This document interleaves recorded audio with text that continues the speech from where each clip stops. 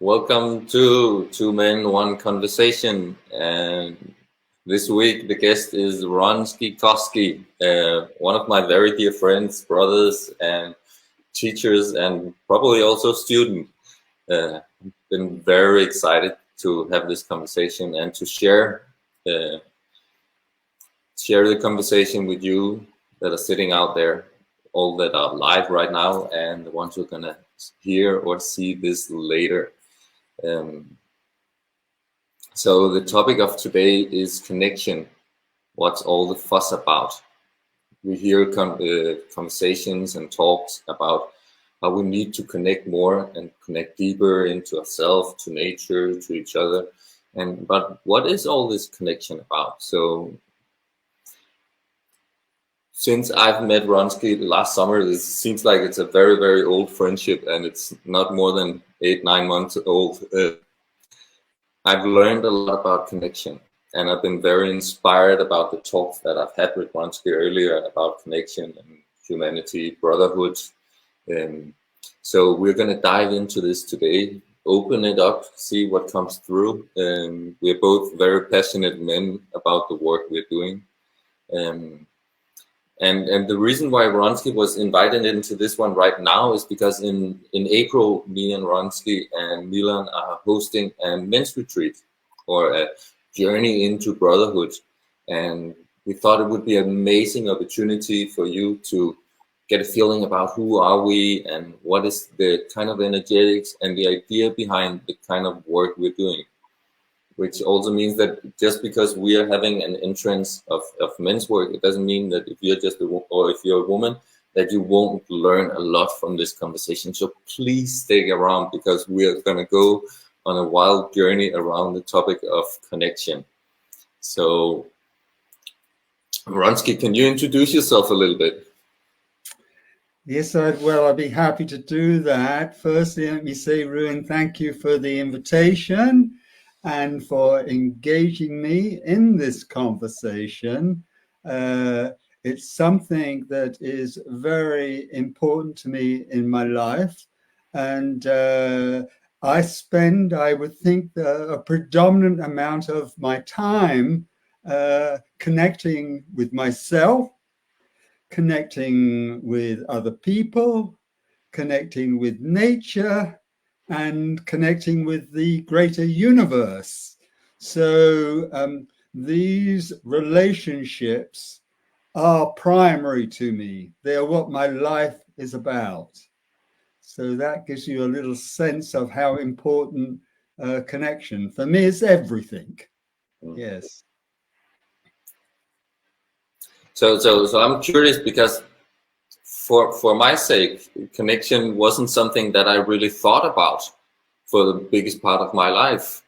Do you remember when you first became aware that connection was something that was important to you? Most probably, of course, there was these primary connections related to sucking on my mother's breast and getting nourishment and milk, okay, and how beautiful and wonderful that was. And I can remember that.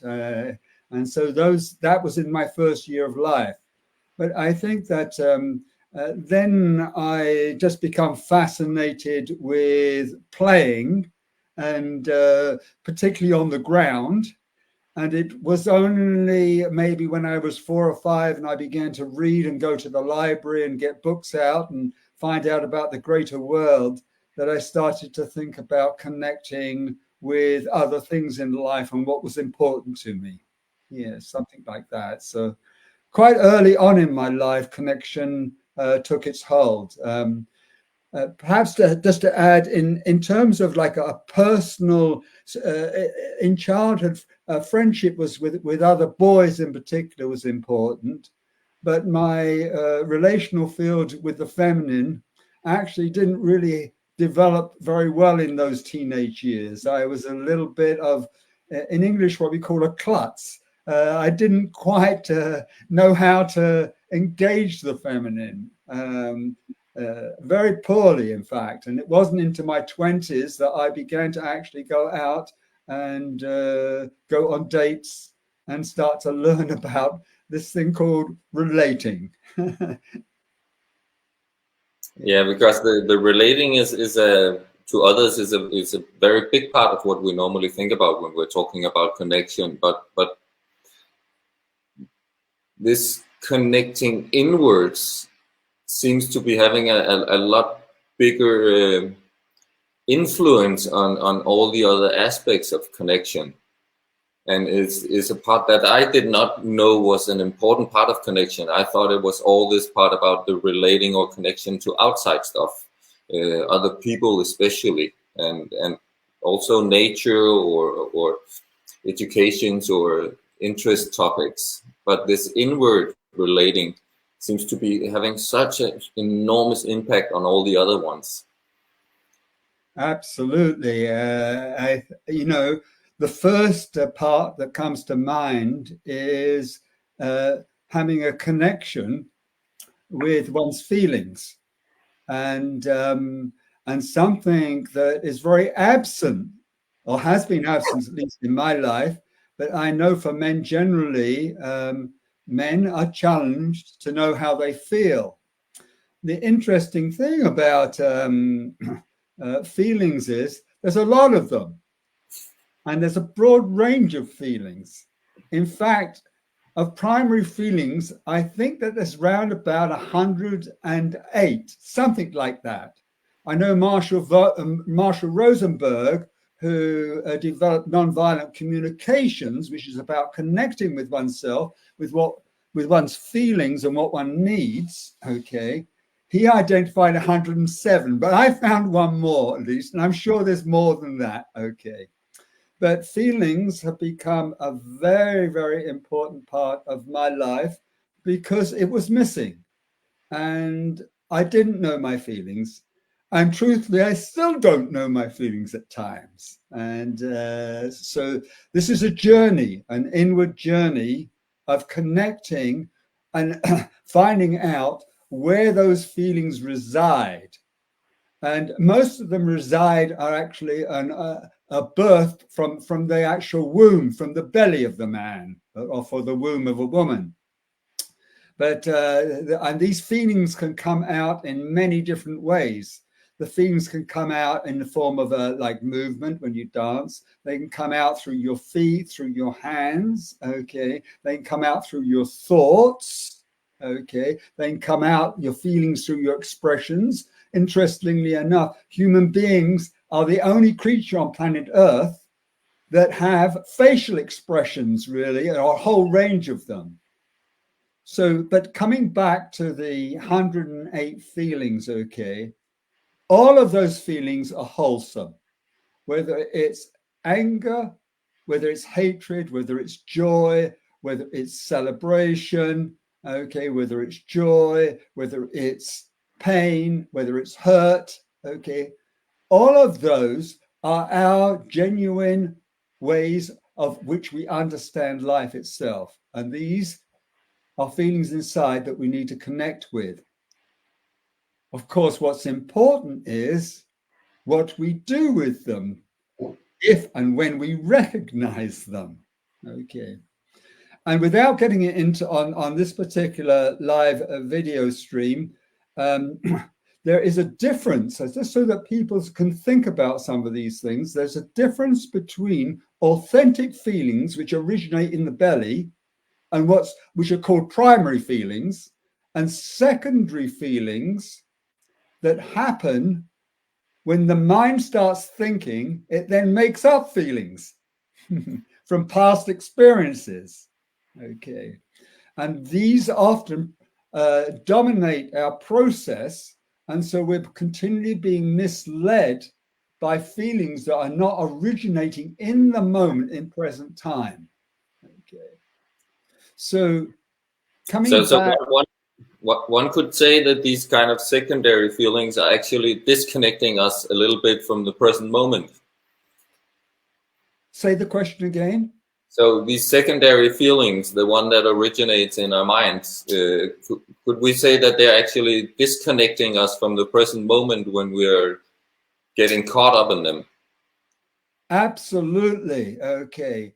they are trying, there's something inside that's trying to resolve itself that hasn't been there hasn't been a solution to it. Okay. And so this relates to the healing, the connecting with our healing inside. Okay.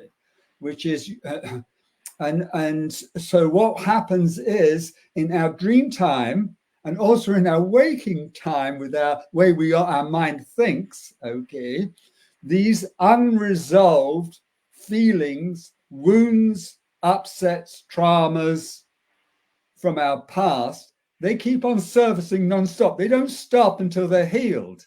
Okay, so it leaves us in a little bit of a crazy state in a way. And so it takes us becoming very present, going quiet inside, listening and really connecting to what is going on in any given moment, and letting that be the guide, letting be that we listen to. And so our mind, which is often out of control, our mind needs to start listening to our belly feelings and to our heart feelings, okay, and being responsive in that way. Yeah, this is a whole new way of practicing and being with ourselves that I guess most of us didn't learn from home. Absolutely. Of course, when the men come to the men's workshops, we spend time on cultivating and developing a man's feelings, so he has a broad vocabulary of feelings that he can access inside of himself. Of course, at the same time, concurrently, we spend time on healing some of these traumas and wounds that have come from the past.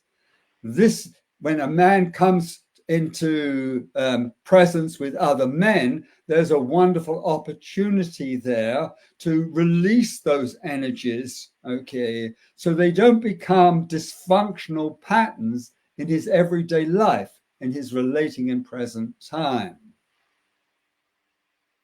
Can you tell us a story about one of these feelings that you have incorporated and tried to become friends with in your life, and what the effect of that have been? Because I remember stories you're telling me about your youth, where there was a predominant feeling that was taking you away from being present and living in a beautiful relating state. Well, I can think of the shadow side of Vronsky, and of how I felt and the feelings I had for my father. And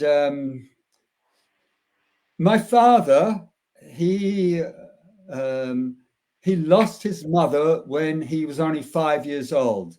His brother was born, and while his brother was being birthed, his mother died in childbirth at that time. And so my father, eventually, his father was an alcoholic. And in those days, what was called a womanizer, which was not a very healthy way a man related with women. Okay. So my father was almost absent from 5 years of age of having parents. And very shortly, he found himself on the street and was taken into an orphanage. By the time I met him and he birthed me through my mother, he was a very angry man. He was a beautiful man, but a very angry man. The beautiful part of my father was that he believed in social justice and he loved to help people. And out there in the world, he did wonderful things. But when my father came home, he had all this upset inside of him, and that was the safe place where he did the release. And this is not uncommon in any home, that people out there in the world are one way, and when they come home, they feel like that they can unload the darker sides of themselves and the people around them. And my father did that with me. And it was very unpleasant because it was emotionally abusive, verbally abusive, physically abusive. And so I had inside of me an incredible amount of anger. Most probably, I don't know if it was the equivalent of what my father had, but it was sizable, to say the least. And it's very difficult for me to actually see that. That was the anger that I had inside of myself, was inside my temple, in a room in which I didn't visit that room. I didn't want to know those feelings. The reason I didn't want to know my feelings of anger, of rage, of hatred that I experienced primarily from my father was it was too painful on the outside. And when it's very painful on the outside, it's painful on the inside. And so I didn't go and visit that for a long while. And it was only through my connection with other people, of them making me aware of my anger, that I began to visit that. And so that in itself was a very uncomfortable, if not a painful journey of finding appropriate ways for me to release, to express, and almost a lifetime it's taken, a long time. Yes. So that's one experience that that I've been through. Maybe at some point here we could talk a little bit about the process that I then went through to heal that. Yes, I would like to hear that, and maybe you can include in that how you saw the effect in your life when you started including this anger and rage into your life, like accepting it and exploring it. What kind of effect it had on your way of relating to other people? Well, I was waking up to something in a way that I was resistant to wake up to. And so continual discomfort. And of course, how it affected me in my relationships was whenever this leaked out of me, okay, then there was conflict. And then there was problems in the relating and the relationship. I was very blessed that in those days, I wasn't particularly doing therapy, not initially at least, not until I got into my mid-20s, as I recall. But I was an avid football player. I just loved playing. I had since I was a little child of maybe 2 or 3.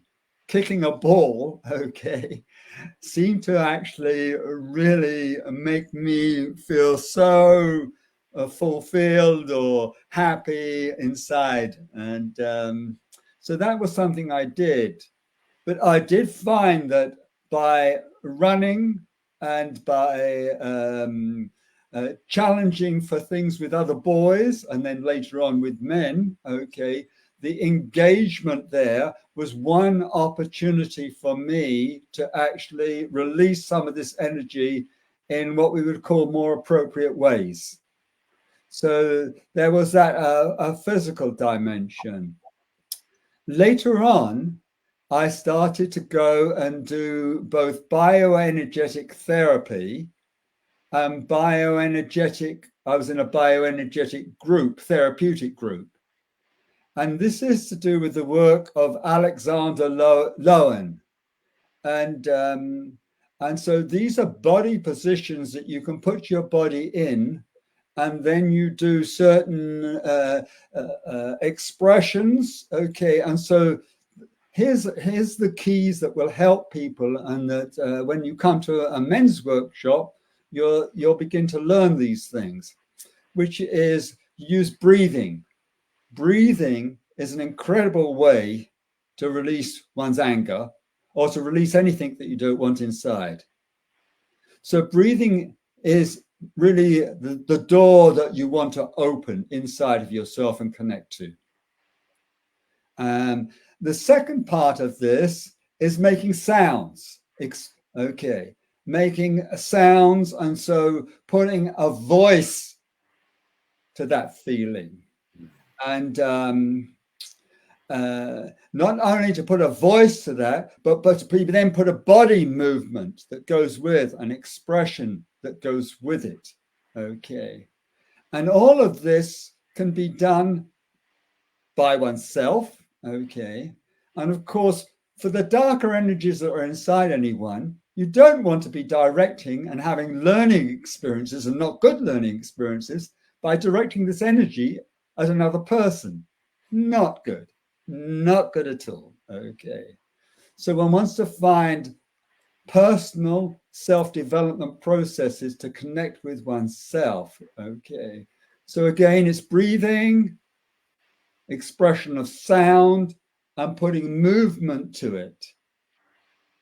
Then you can connect, okay, to the images and the behaviors and the traumas and the things in there that's connected to, that energetically those energies are trapped inside of you.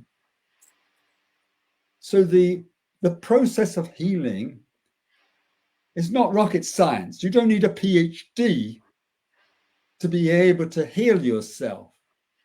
You just have to have those simple tools of breathing, expressing, making sound. You can do it through singing. Of course, when we're talking about healing, healing can take place. You just only don't want to express the anger. You want to express the joy. You want to sing. You want to tell the world how much you love life. Okay, all the feelings. Okay, that's all part of the healing process. It's very interesting because even though the topic is connection, these feelings are such an important part of that connection. Yes.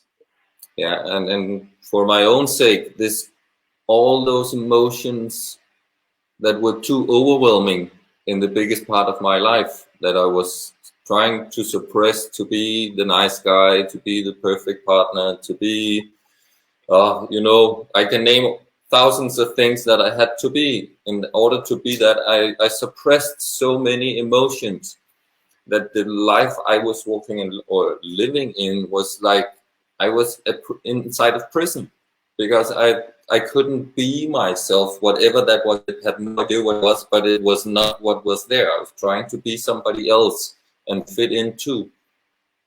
And when I started realizing this and having these openings where it was like, hey, I cannot suppress this anymore, because the energy inside was so powerful that it came out in all the wrong places for me to see it.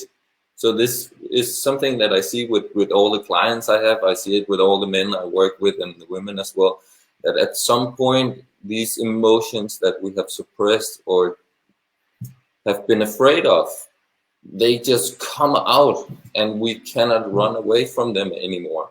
We need to have a look at them if we want to be free, if we want to be able to live a peaceful and loving life, full of joy and whatever all the other emotions are. And you talked about the Alexander Lowen, the bioenergetics were one of the entrances that I had, and I've had so much help from doing those very simple but very efficient exercises.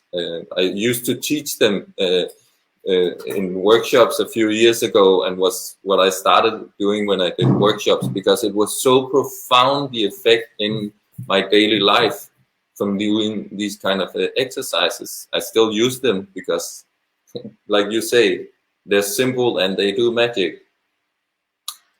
And what happened when I became friends or started reaching out to my emotions. Hey, just a second, I have kids home. I skal lige stoppe med at røre ved bordet, fordi det hele hopper og danser her. Yeah, my kids are home from school today and they're jumping on the table, so everything is shaking. So when I started reaching out, because that was what I did, I started reaching out my hands towards my feeling of anger, my feeling of fear, and investigating what this was, because I could see that it was holding me back from being connected to life, being connected to myself. And I actually thought I was a very introvert person that did not do well with other people, because they were like kind of the enemy. And what came through this healing exploration process, because it is, for me, it's an exploration process. I'm quite sure it's going to be a lifetime worth of exploration material, and I'm very curious on it. It's very different from what it was when it was fear-based and contracting, and now it's an exploration. But what I've experienced is that I'm very extrovert. I really love people. Like, I love to connect with people. I love to do stuff where we're being in our emotions, we're expressing ourselves, we're feeling the highs and lows of all the emotions. And that is enriching my life in a way that I would never have dreamed of.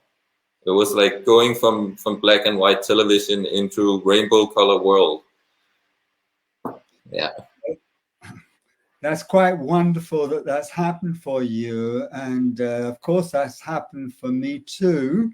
And that's the opportunity for other men that do come and spend time with us, that they will start to evolve, to grow, and to make some changes in their life in the same way. It's quite wonderful that this has happened for you.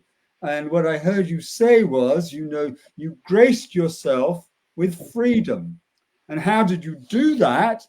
You did that, for instance, by letting go of the past, but also, becoming aware that your past was running your present life. And so you gave yourself freedom by becoming more in touch with present time feelings, and that's quite wonderful that that's happened for you. And it's a blessing, it's a gift. Yes. Yeah. So in this connecting and allowing to connect to the feelings, allowing ourselves to connect to the present moment, if that is through breath. The people who follow me know I talk constantly about breathing, because this gateway into the present moment when we're breathing and feeling is without any comparison the best way to connect to whatever is present. And Absolutely. I have given presentations just about breathing, and because breathing is a fascinating topic. In fact, we begin life, our first moment is with our first breath, and we end the journey, at least in this lifetime, with our last breath. And in between, autonomically, that's what we do. And so that is the underlying and overarching basis for what our life is about. And that's why the great traditions spend so much time on breathing as a gateway into self-realization, as a gateway into understanding oneself, as a gateway into self-appreciation, to understanding oneself. Okay. I did want to just switch the conversation here a little bit and bring up something else that's very important for us to connect to inside, because so far we've talked about feelings, we've talked about a little bit about healing, and it's so important for men to understand the archetypes that live inside of them. So these archetypes, they live inside every man and woman, not just the men, all of them, the whole shebang, they're all there inside of ourselves, in our DNA, in our cellular structure. And we have little, possibly very, very minimal connection or understanding of what these archetypes are about. And so in the work that I do, I share with other men and also with other women in festivals and workshops, okay, introducing them to the broad vocabulary. And there are many archetypes. And this is very enlightening for people to become familiar with them. So just as an example, okay, and if you go to the common tarot decks or books that are written about archetypes, many of the archetypes that I have actually defined and named and stuff, they're quite different and they're almost not known. So for instance, there's an archetype inside every human being that is the celebrator, the person that loves to celebrate, okay. And when I was a kid, I just loved to celebrate. And I could celebrate about almost anything. Okay. It didn't matter what it was. Life was a celebration. But very early on, okay, somehow the culture and my family of origin weaned out of me, okay, my connection with that particular archetype. So when the men come to work with me, either individually or in workshops, they start to learn around the wide range of archetypes and become familiar with them. At the moment, as an example, okay, what am I doing here in this conversation with you? Okay, well, the two of us are living out the archetype of the space holder. We are holding space here for a collective of people out there for a broader conversation. And I think this is a good opportunity at this moment. There are people listening out there, and I just want to say welcome. There are friends of mine and friends of Ruin, and sometimes maybe some people that don't even know us yet, okay? And it's wonderful to be here with you. And so thank you for joining us here today. And for some of those, my personal friends that maybe I haven't seen for 5, 10, 15 years, it's wonderful that you're here. And do, after this video podcast and stuff, do feel free to send me a message. Just say hello, and I can write back to you and say, hello, I love you. It's great that you're in my life. And we keep alive this sort of connection. And this is so important, okay, that we actually do not only connect inside of ourselves with things like archetypes, feelings, breathing, etc., that we do reach out. And we'll get to that in a moment, okay? And perhaps just to keep the focus on the inner, okay, there are certain there's two other things, in fact, that are, or two or three other things that are important, or maybe even more. I don't know. Most probably lots more. Most likely. Most likely, okay. But I just want to bring to the surface so that people realize the extent of what getting to know oneself, what that really means, and on the exploration that you talked about, where they can go visiting, where they can go discovering, exploring more about themselves. And so we have behaviors that are inside of ourselves, very unique behaviors. And so we want to get to know those behaviors, and we want to discover the ones that really work for us, and maybe divest ourselves of the ones that don't work for us so well.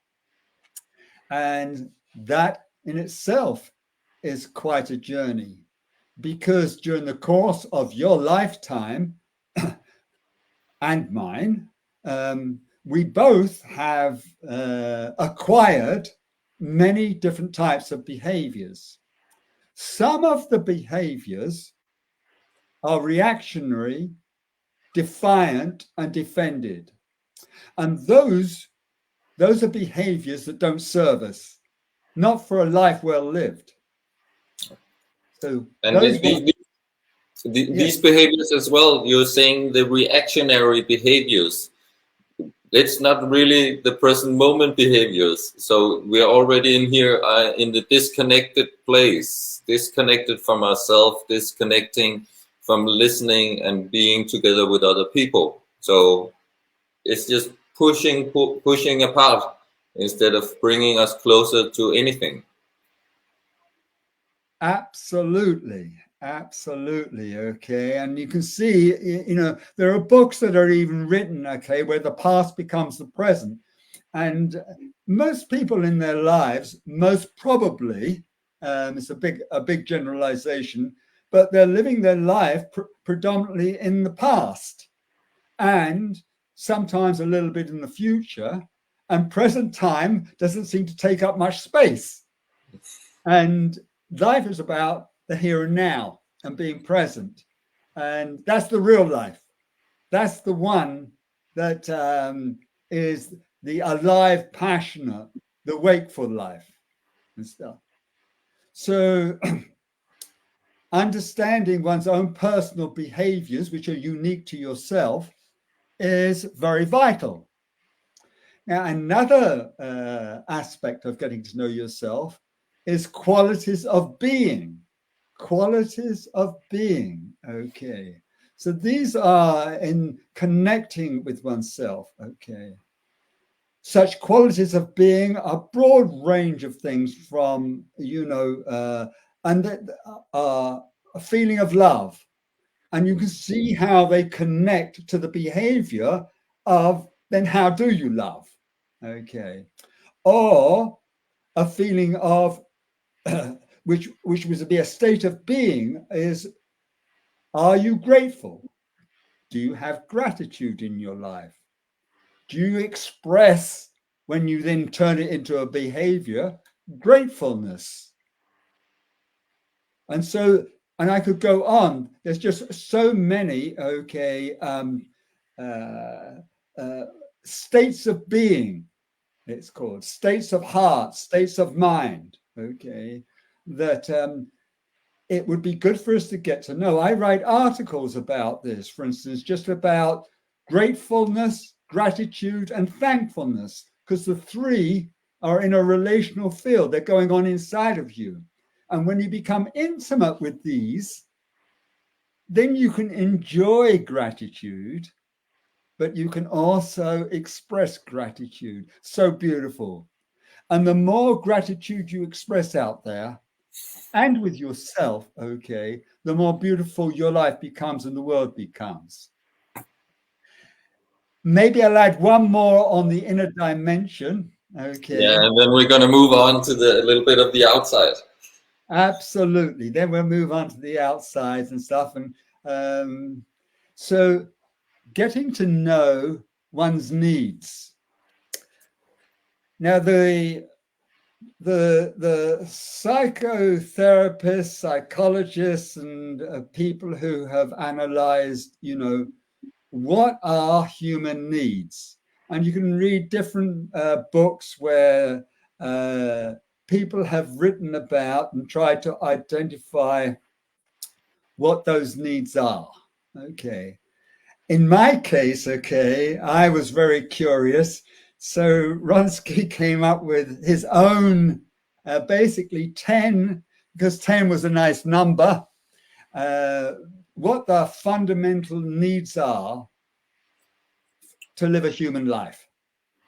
And I've written on my website is an article there about what those 10 needs are. Just a brief article. It doesn't go into it in depth because that would require a whole book. Okay. But knowing one's needs, what do you need? What do I need? What do you need? Okay. And what do you need in any given moment? Now, when you're a child, it's very, it's like it's right there for you. It's like it's instantaneous. Okay, your ability to know what you need. Okay, and you do it instantaneously. So if you need to pee or take a shit, okay, you just do it. You don't stop and wait. You don't say I've got to find a toilet or anything like that. Okay, you just do it. Okay. But then in the process of socializing, you put things on hold. And you have to find the right time and place to make it appropriate. If we lived in a tribal situation, and then we would just step off to the side of the forest next to a tree and do what we need to do. In fact, I can tell you a story about that, which is, and I won't digress too much, because I've got so many stories inside of me. But when I was younger, I used to tree plant. And tree planting was something that I just loved to do. Okay. I was out in nature, in the forest, putting trees into the ground. Couldn't think of something more beautiful, with especially the amount of deforestation that's going on planet Earth. So a wonderful opportunity to make a contribution, to be of service, and to feel good, to breathe the fresh air, the forest smell, and put these beautiful little seedlings back in the earth. Well, I used to have around me a belt, and in it were the little mini trees to be planted. I didn't have any clothes on underneath me. Okay. The sun was shining. It was beautiful out there. Okay. It was summertime when we were doing it. And then I had a hodad, which was to make the hole in the ground. Okay. And then when I needed to take a pee or a shit, I just stopped instantaneously like an animal, and I either peed or I defecated. And so, that's just one example, okay, of how we become institutionalized, programized, and we lose our ability to be connected to ourselves. And so it's quite an example to give, isn't it, really? Of course, it is, and it's actually touching upon some of this disconnectedness from ourself nature that I want to take it a little bit more over into the nature area. But what I've experienced just in my lifetime, and also when I look at what my kids have been going through, especially, we're not going to go into the corona stuff, but like that was a really big trigger of disconnectedness. What is happening when we are even disconnecting from ourselves, and we're afraid of everything around ourselves. So this deepening of going back into nature, because we are nature in our basic structure. And for so many years, there's been a journey about us looking upon ourselves as humans as outside of nature. Can you elaborate a little bit on your experience about what this connection in our mentality of being separated from nature, what this is doing to us? Well, it's very destructive. And most people have moved into urban situations, into towns, into cities, and they've moved away from nature itself. So actually, you have to take a journey to be in nature. But nature was our original home. That was the place where we spent our whole life. Now it's just a place that we occasionally visit. A wise person visits it frequently. A very wise person visits it every day. And I feel very blessed to be living here in Estonia, where there is still a lot of nature, and I can be close to nature and go into nature very, very quickly every day. And so that feels very, very wonderful. It's very peaceful there for me. It's calming. It's centering. I become totally present and one with life and with myself when I go into nature there. Ruin, would it be appropriate this time just to give a little bit of the history of the disconnection as opposed to the connection of what's been going on planet Earth? If you can do it short, but I think we're going to go much longer than we planned on the time because there's so much good stuff here. But just go ahead. I'm gonna keep the threads, and I'm sure the people who are listening, I can see some questions and commenting are coming in. So actually from all over the world. It's beautiful to see that we're reaching out to the further ends of this planet. So please elaborate. Well,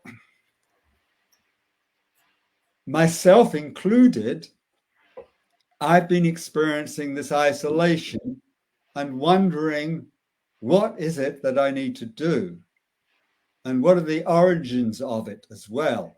So if I can see where the disconnection has taken place, then I can put energy into connecting, particularly with nature and with other people, because I need that. So going back on planet Earth, I want to share with you a little bit about, what's inside each one of us. There is this great and beautiful quality of connectivity, which is sometimes called tribalism. That is the way that we are together with our kin, with our kindred spirits, with our kindly spirits, other people. And even when there were not necessarily tribal societies, in small villages in the countryside, there was a collectivity in which people actually worked together, they understood each other, they helped one another. Over the past few hundred years, there has been a general trend towards individualism, isolation. And that has come about as people have moved into more intense living situations, but has come about to do with the Industrial Revolution.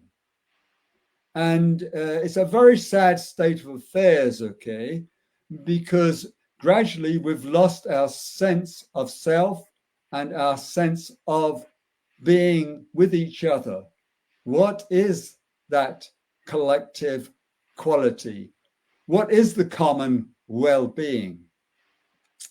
So I won't go into in too much detail, but I do want to share with you, which would be interesting for the women in particular, but also for the men, and why we run these men's workshops, okay, is what's been happening over the past 100 years or so. So 121 years ago, women in London, England, began a movement that was called the suffragette movement. And this was a rebellious movement against this isolationist process that was taking place economically, politically, socially. And so the women started to get together. And at that point in time, women were not emancipated. They didn't have equal rights, most probably still don't, because of the way that actually the men and the masculine have behaved, okay? But the women wanted the right to vote, just wanted the right to be able to even say, I would like this person to represent us.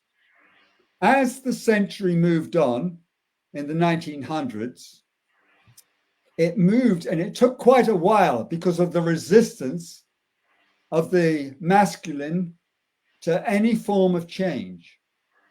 However, it took some hold after a while, and as we moved in the last century into the 70s, 80s, and 90s, the feminist movement took traction. And the interesting thing about this is it was to do with the women coming together to connect collectively, this tribal spirit. The women have been doing that, of course, since the beginning of time. They would come together for their moon period, and they would come together as sisters to talk and to share. And they are very, very comfortable quite often with their feelings, with holding, hugging, touching, loving, all of those sorts of things. Okay. So this was something that was alive inside of them.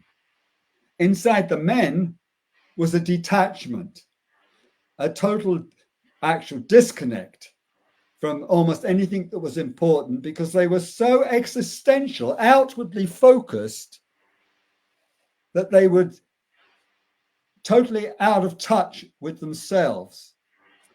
And when a man is out of touch with himself, it's impossible for him to be in touch with life outside, including people and nature. So that's why, with Ruin and I on this call, that's why we're stressing the importance of connection. Okay.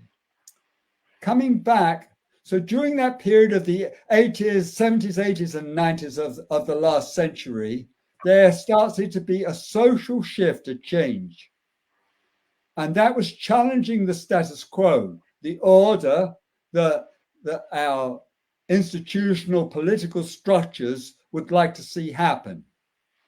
So up until that time, there were the nuclear family, which was a very little contracted, isolated group, okay, living in little boxes and houses. That was the trend.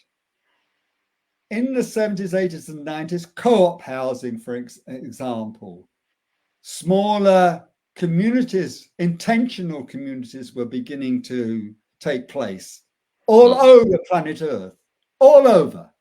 In fact, today they say there's over 100,000 of these small intentional communities. It's never written up in the newspapers. No one hears about it. Okay. And it's growing every day. No one sees it in the news. Okay. This doesn't make news. Real people living beautiful lives together. And when people do get together, they do find it challenging. It's not easy for them to form. In fact, it's not very easy for any person to have a relationship with even one other person. But we're on a new path with that happening. So fast track forward into this century, the last 20 years, that trend that I described followed, but the men's movement started to be triggered by the feminist movement. And going back 50 years or so, I started to run men's groups. I was in a men's group, and I became more curious around, well, what is my masculinity? Who am I as a man? I don't know. It does seem to me that I'm behaving a little bit like a little boy. At least that's the feedback I'm getting. Okay. So I thought that, I better give this more attention and see if I can mature my manhood and develop my relationship with my masculinity. And so that's been a long, long journey. And in this century, okay, in the past 24 years, there has been a gradual growth in almost all countries, not every country, okay. The resistance and the conservatism of men in some countries is still very like hardline, dominant, strong. But in many countries of the world now, men are in transition. They are connecting more with themselves and being able to, as a result, come out and share themselves in new ways, which is quite wonderful. In my own sense of things, coronavirus was the tip of the iceberg, or on the curve, okay. And that was the last, in a sense, of us on an incline of isolationism, okay, and now we're on a new journey. And the reason I'm here with you today, Ruin, and doing the men's workshops and making this a big part of our lives is because the men are now shaking themselves up. They're moving in new directions and becoming more themselves, curious about what that is. And they're changing their lives. And that will gradually, as time goes, make a social change that will be very significant. I mean, the survival of our planet depends upon that. If the women keep on changing, okay, but the men stay just as they are, okay, will remain as stuck and in tragic ways, okay, experiencing life, okay. So, and here I want to say to if there are any of the women that are listening to this today, okay, we do need your support. We do need your support. And the converse is true. Mm-hmm. We want to give you our support. We want to give you the gifts that are inside of ourselves. But we certainly do need your support in terms of encouraging the men. Yes, they need to wake up by themselves. But at the same time, at least mention, okay, what Ruin and what Milan and Ronsky are doing and other men out there, okay, to contribute towards a social change that's so needed and so important stuff. Yeah. So goddesses out there, okay, do share what we're doing, and that would be so wonderful, so helpful. And we'll keep sending you lots more love and seeing what we can do to actually support you in very, very meaningful and caring ways. Yeah. So wow. Mm. So to take this connection inwards, when we remember and when we nurture our connection to ourselves, actually put a value on ourselves to have that present moment time with ourselves. If that is just a couple of minutes of meditation, or if that's a deep dive on a retreat, but giving ourselves that present of being present with ourselves, it actually opens up for a space of abundance and space and vocabulary in order to connect with other people on a deeper level, which brings us deeper together. And nature is for here also a big part of that, because it's just there. We don't need to try and do stuff when we're there. Just the pure beingness in nature affects us on a cellular and DNA structure, and is also changing the way that our hormone system is working and lifting us into a place of, I guess, everybody who spent longer time in nature experience peace and freedom to just be. It's like all that stickiness and tension that we're building up when we're living in these stressful environments of the cities. It's just being drained out of us very slowly. So we're melting as human beings. And when we're soft as human beings, we're much easier to connect and relate to for other people. So very, very well expressed, you know. I mean, I think of nature as being one of my lovers. Mm. And I have different lovers in life. How is nature one of my lovers? Well, I can think of just a couple of ways right now. Okay. When I go outside and I'm close to the trees are breathing in my carbon dioxide, and the trees are breathing out the oxygen that I breathe in. That is mouth-to-mouth resuscitation, and that is the ultimate lover. Okay. And of course, it's not just the trees and the plants there are doing it, and the creatures and the animals, but also the ground itself, the earth. The earth is another lover, one of my very special lovers. That's why I love gardening so much. Okay. And I love crawling around on the earth, having, my feet on the earth, having my knees in, having my hands in the earth,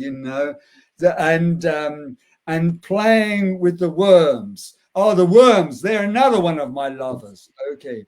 You know what the worms do in the earth? Okay. They're the most sexual tantric creatures on planet Earth. Okay. They make love all the time in the earth and keep on producing one baby after another. They're amazing. Okay.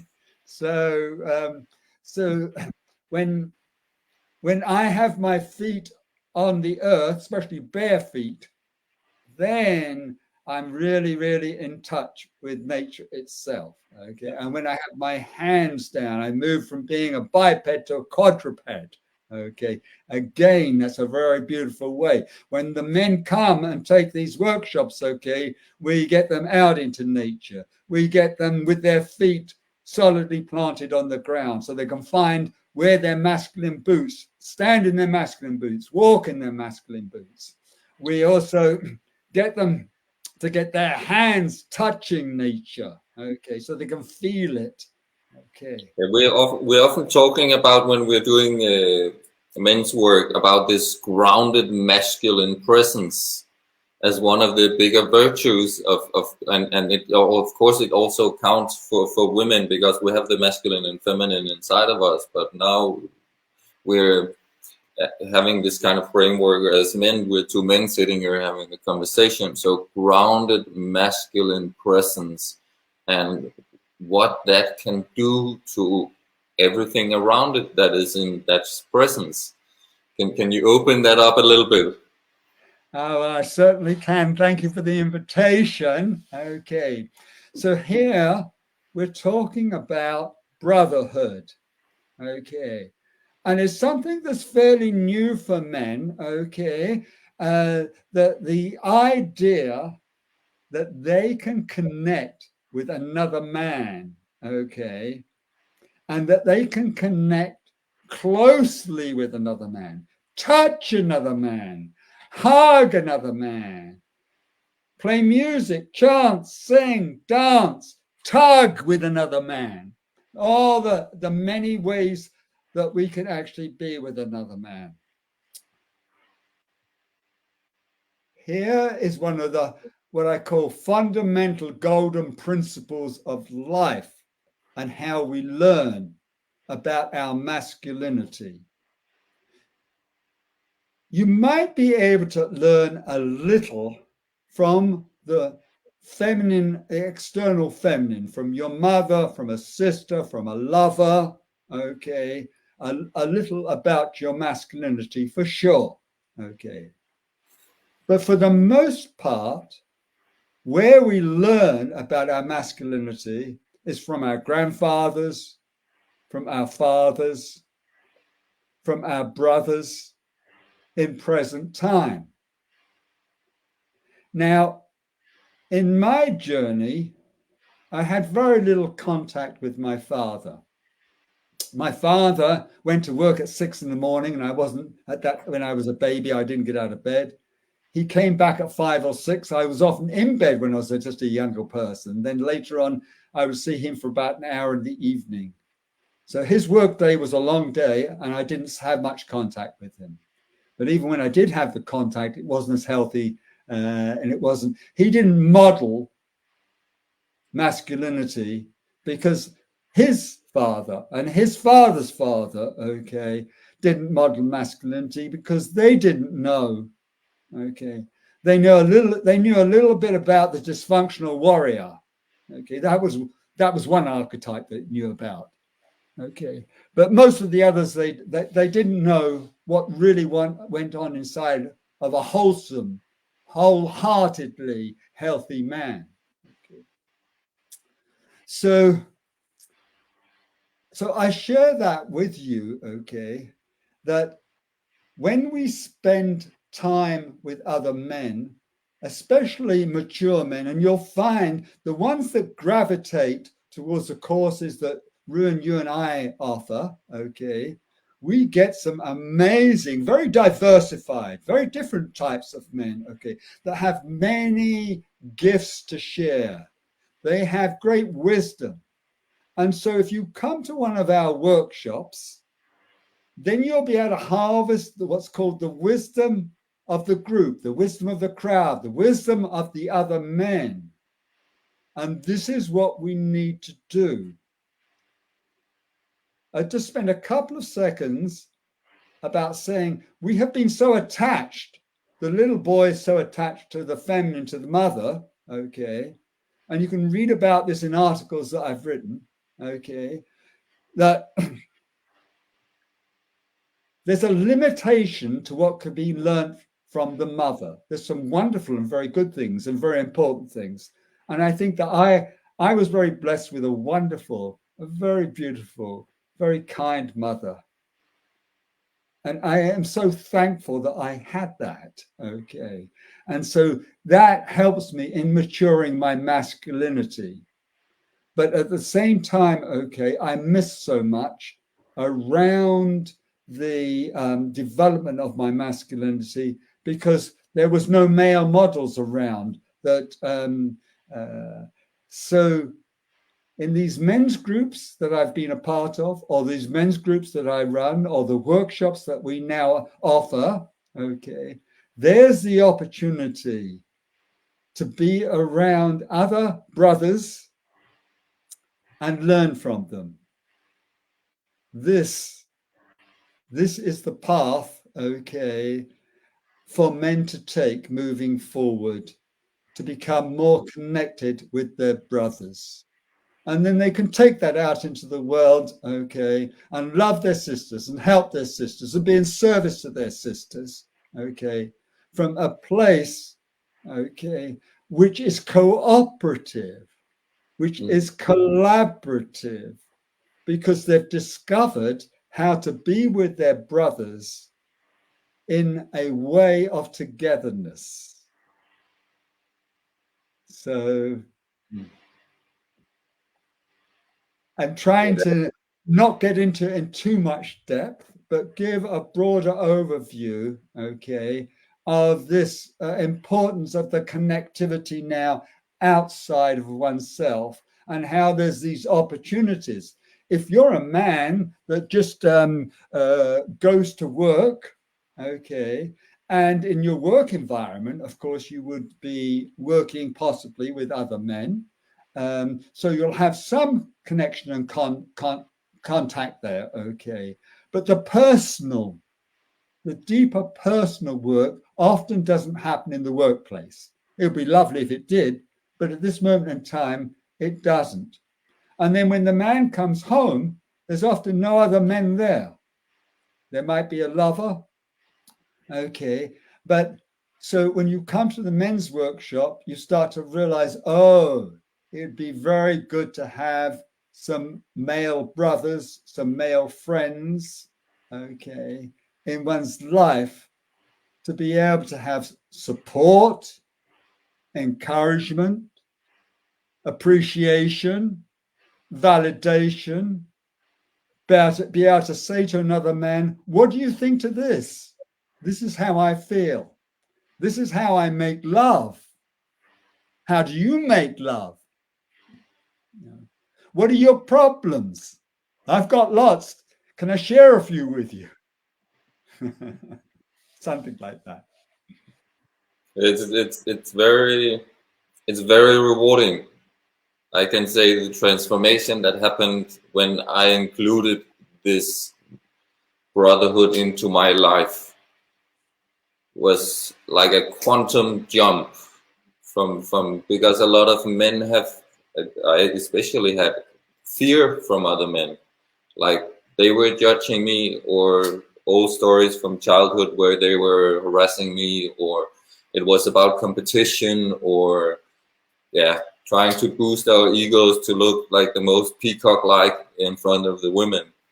And in these groups of brotherhood, all this just it disappears, and we become equal. And I had one, or actually I had a few of men like, hey, but if I go to these workshops with you, does it mean I have to be masculine like you are, Rune? And this is not what it's all about. It's about finding our own unique way of being masculine in ourselves, because I believe deeply that we all are completely wholesome in ourselves. But when we go together in these kind of explorations, we discover parts of us that we did not know we had inside of us. And in that way, we're expanding when we're hanging out together. I'm showing my emotions, I'm showing my fears, I'm sharing some of the struggles that I have in life. I'm even sharing a lot of the stuff that I'm grateful for and what I'm celebrating. And all these things seems to expand. And yeah, it's expanding the universe, the ever expanding universe that we know are out there in space, but it's also inside each and every one of us. And when we're in these groups together, then we're expanding at a much higher speed in all those human connective relating ways that are really so beautiful, nurturing for our soul. What I experience a lot is that when men come home from either a men's evening or from the workshops, is that they are so filled up with an abundance of love and joy and peace, so they can relate to their wives or girlfriends or kids or even their parents. Like, a lot of my deepening connection to my dad has been coming through all this brotherhood work. So yeah, I highly recommend all these rooms, and that's why I'm keeping on facilitating them, and also inviting you, Ronsky, and Milan, to facilitate on this men's retreat. We're gonna finish up. That's why I'm talking a little bit about it now, because those are deep dives where you have the possibility to let go of all the noise that is around you in your daily life, and then spend time with yourself. Get the rest that you don't get at home. At the same time, explore, have fun, eat, go for walks. Sometimes it's not rocket science what is happening, but it has rocket speed in your personal exploration process.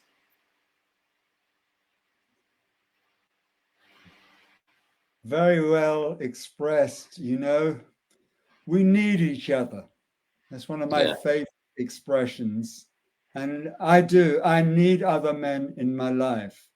And not only do I need other men, I want to have other men in my life. And I do have other men in my life, and it's wonderful. And I, on my own journey, keep on putting more energy into some of those ones that are my favorite men, and spending time. Rune's one of my favorite men on planet Earth. And um, and I would like to invite other men to come and join us and experience what it is that we're offering. Um, the phrase that I have had you been using is a mankind movement. Okay. It's my favorite expression again for what it is that I'm involved in trying to support men in their life on their personal and professional journey. And it's men coming to know their feelings, getting to know the goodness that's inside of them, to be able to express that when they're communicating. And if there is a dark side inside of them, okay, to go and do the personal work that they need to do with themselves around healing the darker aspects that need to be most probably tidied up inside. Okay. So when you come and take a workshop with us, and we would love for you to join us and love to see you.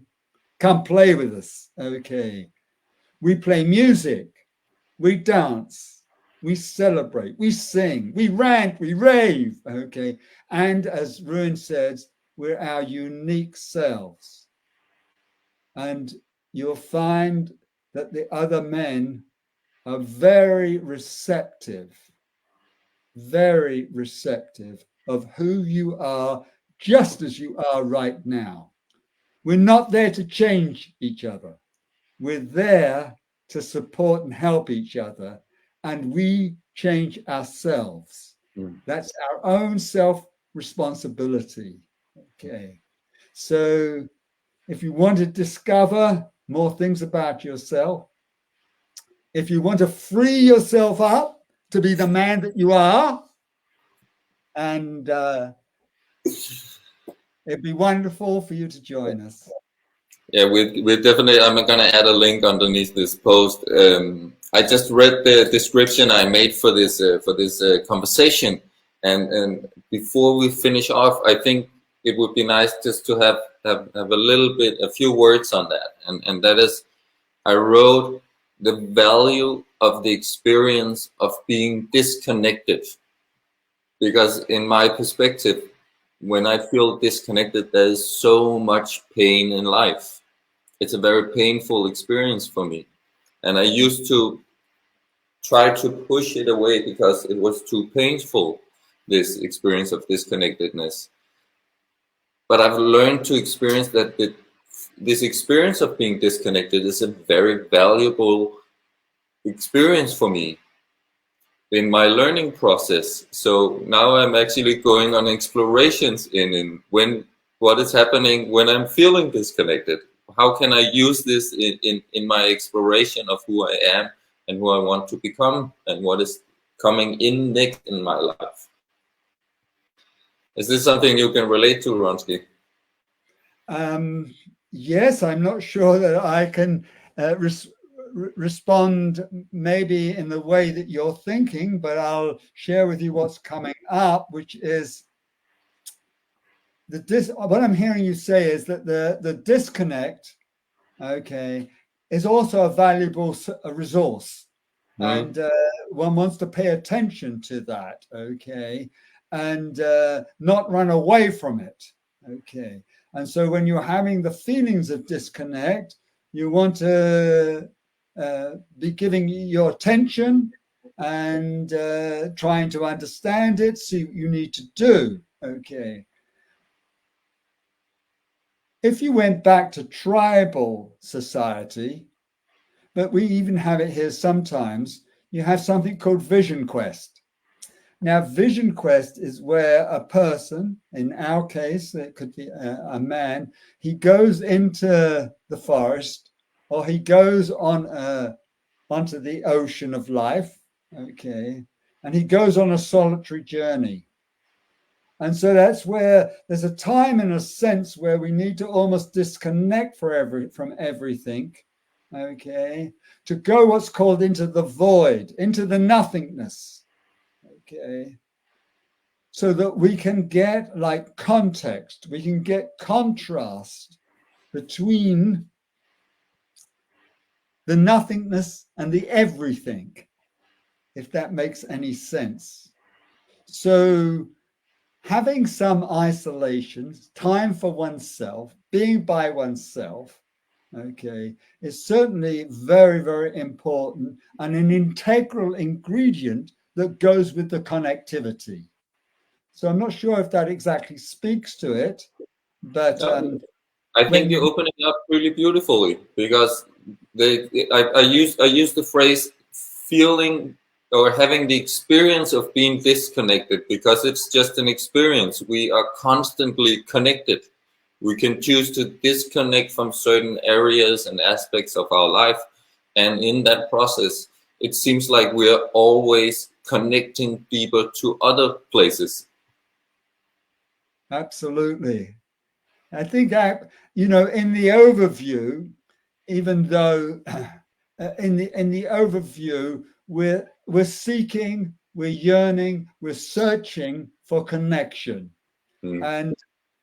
And when we have the disconnection, and we've had so much disconnection in most of our lives, very sadly, very, very sadly, okay, that we really crave to have not just connection, but a certain quality of connection. And we want a certain level of intimacy and closeness and a sense of belonging that goes in all of those things. So those are qualities and ways of being that you can learn more about yourself and experience when you come to one of these incredible men's happening workshops. I'd really love to see you there. Yeah. And just to finish off here now, because we talked about a lot of men stuff, but I also know that you're actually coming to Denmark here on the 16th of March, and there you're doing stuff where you can be a woman as well and participate. Can you just say a few words on that? Well, we're having a dance. You're talking about the dance offering. Yeah. Yes.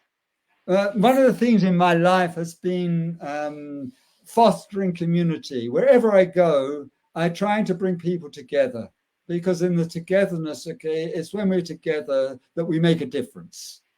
And so this past year, I've been coming to Denmark, and it's been welcoming me, and I have appreciated that. It's a lovely feeling that I have inside. As you can see the glow on my cheeks. And so Scarlett and I are offering an ecstatic, tantric dance experience, a 4-hour experience in Copenhagen on the 16th of March. That's called, let me see, it's there inside of me. It's about coming together. We are together as one. Okay, it's about being together, but being yourself. So there's a context for it. There's an hour before in which we prepare ourselves to individually and as a community. We dance ecstatically for 2 hours, and then there is a 1-hour integration period. So when you go home afterwards, okay, you take something valuable with yourself, both personally and collectively. And it's a growing process. This is happening, you know. It's wonderful that it's happening. We do have a lot who have already registered. Yeah. But there are now, I think, about 4 or 5 places left. That's all. Okay. So the people listening here, hurry to buy one of those exclusive tickets. Got a couple of them myself, so I'll be there shaking my butt and arms and everything else. Absolutely. And in the future, I have recently been offering a couples workshop there in Denmark, and most probably will be offering more. So if you're in a relationship with somebody and you want to have an experience that raises the vibrational bar of the relationship, brings it back to life and everything else, there's an opportunity for that, and much more. Yeah. So I'm gonna put the links for Ronsky's homepage in the comments, and I'm gonna put the links for the men's retreat, reclaim your nature, access your nature or essence. I'm being confused now what it's called. I'm here so much in the energy. So the men's retreat we talked about is called Reclaim Your Nature, Access Your Essence, and we're facilitating that together with our brother Milan, and it's from the 11th to 14th of April. And I think there's 1 or 2 early bird tickets still available, and there's already a beautiful groups of brothers of both experience and new men into this work. So you're very welcome to come join us.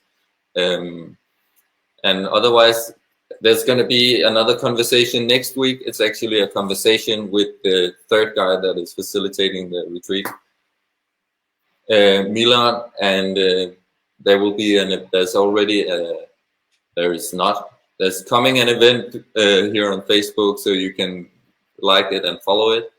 And otherwise, just reach out. We're here to support and help and encourage. And yeah, Will Ronsky, it's been amazing. I feel even more nurtured and glowing and inspired than an hour and a half ago. We put an hour to our conversation, but I know we could keep on talking. But we'll finish this one off. I'm sure I'm going to invite you back in the future. So thank you so much for sharing your wisdom and your experiences. Thank you, Rune, for having me, and to all you beautiful people out there. Do send me messages, say hello. I'll write back to every one of you, and I look forward to us connecting. Yes, so thank you, and remember, connect to yourself, connect to nature, and connect to others. It is such a nurturing elixir of life that will keep on enriching and expanding. Thank you. Have a beautiful, beautiful day. Wow.